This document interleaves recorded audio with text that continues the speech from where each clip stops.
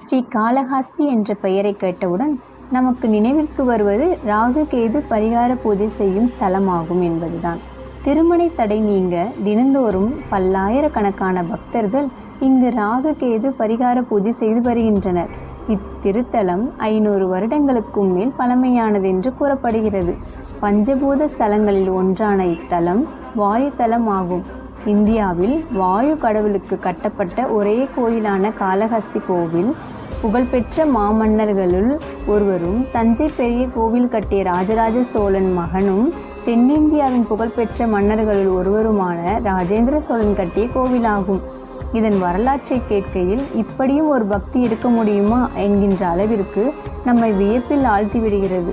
சைவ ஸ்தலமான ஸ்ரீ காளஹஸ்தியில் சிவபெருமான் காலாத்திநாதர் என்ற பெயரோடும் ஞான பிரசன்னாம்பிகை தாயாரோடும் அருள்பாவிக்கிறார்.